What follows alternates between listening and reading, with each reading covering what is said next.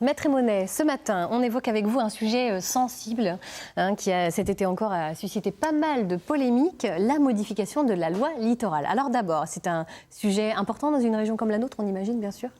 La Bretagne a 2 à 3 000 km de côte, donc forcément c'est le sujet qui concerne les Bretons. La loi littorale, c'est un texte de 1986, donc un peu plus de 30 ans aujourd'hui, qui réglemente l'urbanisation des communes du littoral. Voilà. L'esprit de la loi, il est très simple, c'est d'essayer de concilier deux choses. La préservation du littoral, donc éviter de bétonner les côtes autant que possible, ça serait mieux, et dans le même temps de permettre aux communes de se développer quand même. Il ne faut pas que ça soit quelque chose de figé. Ça serait trop simple de dire que le littoral doit devenir un musée, qu'on ne peut plus rien y faire, puisqu'il faut bien que les communes accueillent des nouveaux habitants, permettent des activités, des entreprises, etc. Donc il y a deux idées principales qui se dégagent de la loi lorsqu'elle a été couchée sur le papier. Premièrement, c'est de reporter les constructions le plus possible en arrière de la côte. C'est donc une bande d'inconstructibilité de 100 mètres à partir du rivage. Et la deuxième chose, c'est d'essayer d'alterner les espaces urbanisés et les espaces naturels. C'est d'éviter à tout prix une urbanisation linéaire de la côte. Ça créerait une barre d'immeubles. Et puis même si on va de village en village, on aurait une côte qui serait sans arrêt urbanisée. D'essayer donc de garder des pôles urbanisés et puis des espaces de respiration naturels. Alors qu'est-ce que c'est que cette fameuse bande des 100 mètres? Expliquez-nous. La bande des 100 mètres, c'est une inconstructibilité 100 mètres en retrait de la côte, en dehors des espaces urbanisés. Si vous êtes en centre-ville d'une ville qui est côtière, il est possible de construire dans les 100 mètres, mais si vous êtes sorti de la ville, les 100 mètres sont vraiment bloquants. Une commune peut même édicter une règle plus contraignante en mettant plus de 100 mètres, encore 200 ou 300 mètres Mais alors, comment on calcule les fameux 100 mètres? À marée basse, à marée haute? Alors, c'est effectivement, c'est marée haute parce qu'on prend le trait le plus haut de mer, donc c'est les hautes mers, et ensuite vous faites 100 mètres à l'horizontale et ça vous laisse une bande vierge. Est-ce qu'on peut faire une extension? Si je ne peux pas construire dans ces 100 mètres, par contre, est-ce que... Alors, vous ne pouvez pas construire, c'est assez strict. On ne peut pas construire. On ne peut pas faire d'extension, on ne peut pas transformer. Donc si vous avez une grange dans les 100 mètres, vous essayez de demander une transformation en habitation, vous ne l'aurez pas. Vous pouvez quand même rénover. Il faut bien que le bâti puisse quand même être rénové. Donc c'est quand même assez contraignant. Alors pourtant, parfois, on voit quand même des constructions nouvelles de maisons en bord de mer. Alors comment ça se fait? Parce que ces maisons sont en tissu déjà urbanisé. Donc si on est dans une agglomération, les 100 mètres ne s'appliquent pas. Mais si vous êtes en dehors d'une agglomération, un terrain isolé ne peut pas être construit. Ça, c'est une certitude. Mais dans le même temps, il faut rappeler quand même que la bande des 100 mètres, ce n'est pas quelque chose d'indépassable. Il faut bien qu'une commune puisse se développer. Donc il y a des exceptions qui ont été créées dans la loi.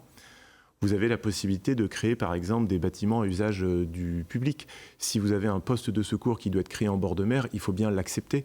Et pourtant, on est bien dans les 100 mètres, on est sur la mer quasiment. Il peut y avoir des sanitaires, il peut y avoir des activités économiquement indispensables liées à l'eau.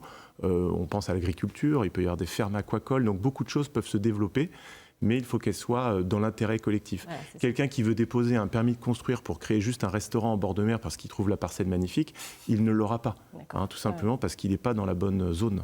Donc c'est l'intérêt collectif qui prime, évidemment. Tout à fait. En ce qui concerne le sentier du littoral, que dit le droit? Alors c'est assez simple. Le sentier du littoral, on appelle également chemin de douanier. On le connaît tous parce que c'est magnifique, ça serpente à droite, à gauche.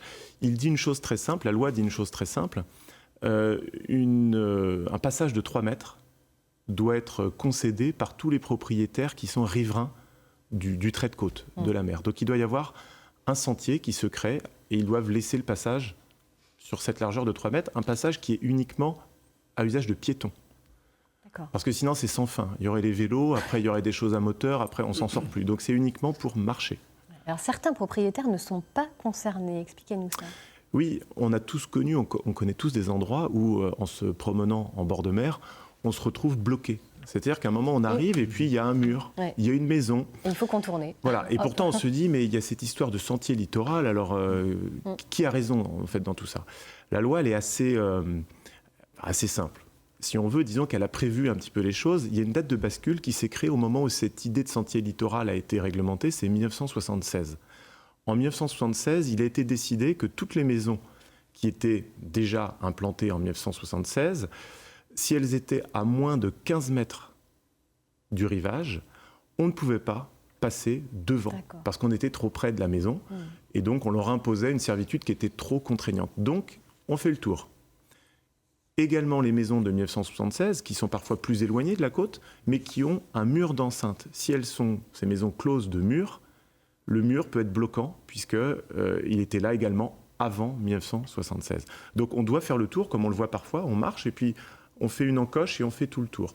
Il y a une exception à l'exception, si on veut, c'est que si jamais vraiment ça empêche le cheminement continu du piéton, si vraiment en faisant le tour, on se retrouve bloqué par une route, par un ouvrage ou quelque chose, la loi imposera au propriétaire de laisser passer quand même. Donc c'est normal qu'on trouve lors de son chemin des blocages par moment. C'est une question de date. Vous ne pourrez pas avoir un blocage avec une maison neuve. Ça paraît impossible. Voilà. Merci beaucoup, Maître Emonen, de nous avoir éclairé sur la complexité de cette loi littorale, parce qu'effectivement, c'est quand même pas évident, mais bon, on a tout compris. Merci beaucoup.